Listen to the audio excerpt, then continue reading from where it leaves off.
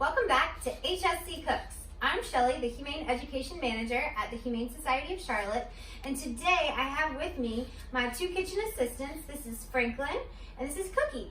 And today we are bringing you a super easy, yummy, delicious, 5-ingredient, no-bake treat.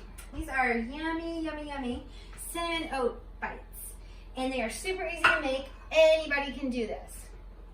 So to make these, what you're going to need is some canned pumpkin or pureed pumpkin, a cup of this.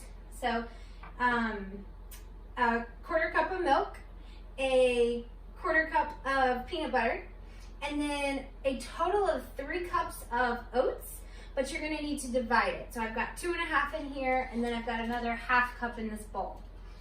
The last thing you're going to need is a 1/2 teaspoon of cinnamon. So, are we ready? Are we ready to make these? Yeah? Okay, let's get started. So, we're going to dump our pumpkin in.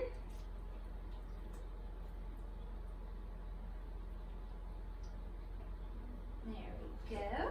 You guys want to lift the bowl? Okay. And our milk.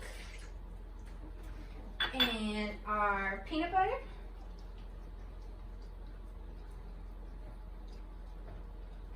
In there, and underneath this one, and a 1/2 teaspoon of cinnamon.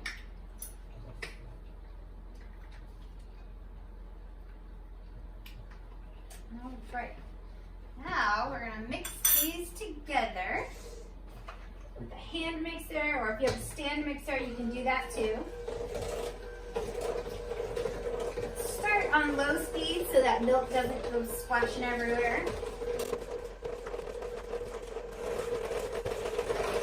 You're going to mix this for about 30 seconds to get everything fully incorporated.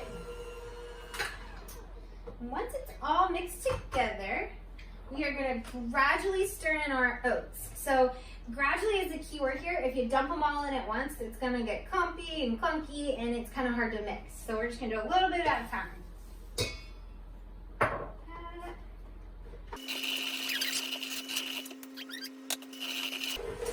Cookie and Frank have actually never tried these before, so this will be interesting to see what they think of these.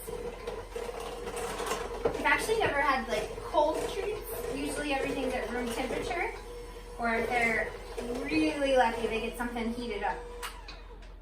All right, send the last of our oats.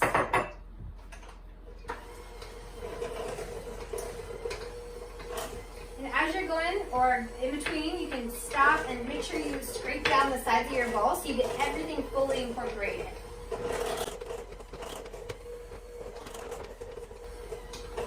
And at this point, it should start to be a pretty stiff, thick mixture. It's a little bit harder to mix. So we're going to stop the mixer now that we've got everything fully blended. And this is my favorite part because you get to get messy. So what we're going to do is to make these bites, we're going to roll them into little tiny like spheres. So get yourself an airtight container and to the side, so that's what you're going to put them in. And get your 1/2 cup of oats that are left over and you can start mixing. So you grab a little chunk in your hand and you kind of roll it around like that. So you've got the perfect little bite. Then you're going to roll it in your oats and pop it in the container. And I like to make varying sizes of these. That way they can have them at different times and different amounts. So I can make a lot of little ones and then some bigger ones for more of like a high value treat.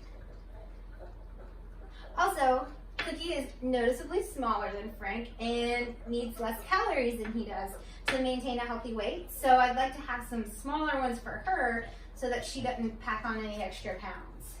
Which, if you know pugs, they're notorious for doing that.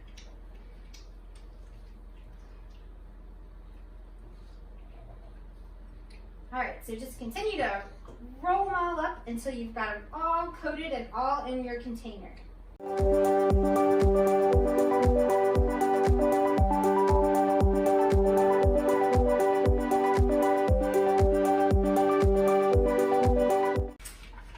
right, now that you have rolled them all up, you're gonna seal that container and pop it in the fridge for about an hour, at least an hour.